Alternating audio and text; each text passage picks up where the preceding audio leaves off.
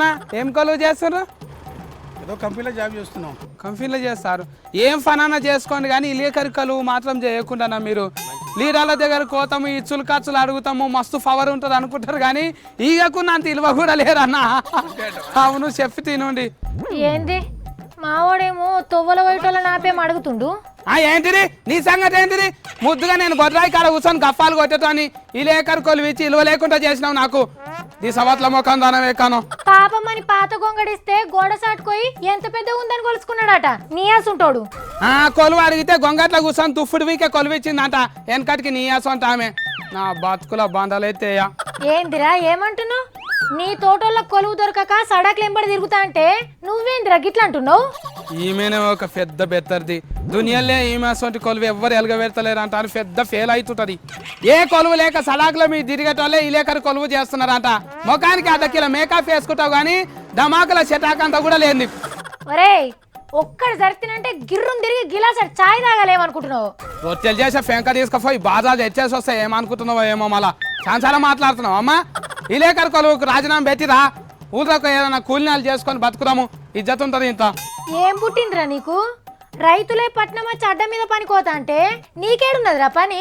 ఆడ అరుగుల మీద కూర్చొని బాత్కానీలు కొడతావు. అట్లాగానే కూర్చుంటా కానీ ఇజ్జత్ లేని కొలువు చెయ్యా. ఉన్న ఇజ్జత్ ఓలగొట్టుకొని నేను ఇన్ని పైసలు ఉంటాయి అక్కడ వెళ్ళిపోతా ఇంటికి. ఏందేందేంది ఇజ్జత్ లేని కొలువా?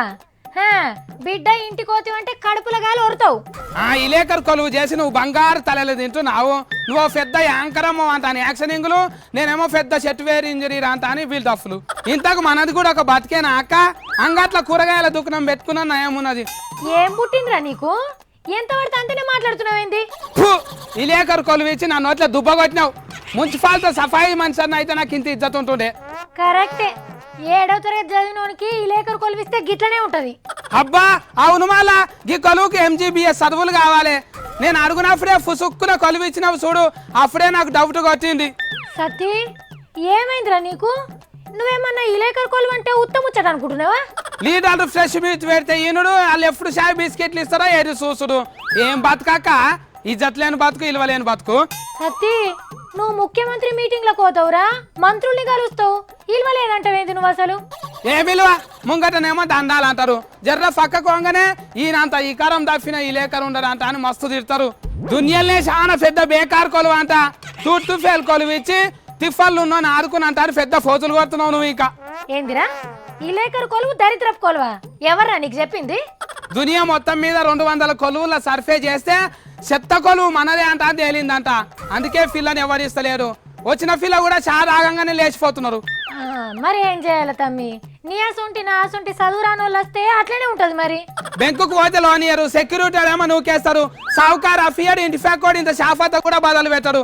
ఏం బతకక్క మనది? లోన్ తీసుకొని నేను కట్టపో. ఉత్త పుణ్యానికి ఆన్ని బెదిరించి పబ్బం గడిపితే ఎవరిస్తారు తమ్మి ఇల్వా? ఇజ్జత్కి ఇజ్జత్ లేని కొలువు ఫారుగాను. ఇజ్జత్ లేరు ఇలువలేరు. నువ్వు విలేకరు కదా? ఇలువలేని లేకర్నే. నువ్వేం చేస్తావు? షాప్ ఉంది. షాప్ ఉందా? ఏమన్నా పని ఉందా మీ తాను? నీకెవడిస్తాడు కొలు? ఇయ్యరా? ఇయ్యకుంటే మన ఫో. అబ్బబ్బబ్బా ఏందో ఏమో మా ఓడు రోజు ఒక సర్వే చూస్తాడు, దాన్ని పట్టుకొని వచ్చి నా బేజా తింటాడు. నేను ఇప్పుడు ఎట్లా సంజాయించాలో ఏమో మీరే చెప్పుండ్రులా. V6 లో కొలువు చేస్తున్నందుకే కదా మాకు ఇంత పేరు వచ్చింది. ఏందో ఏమో.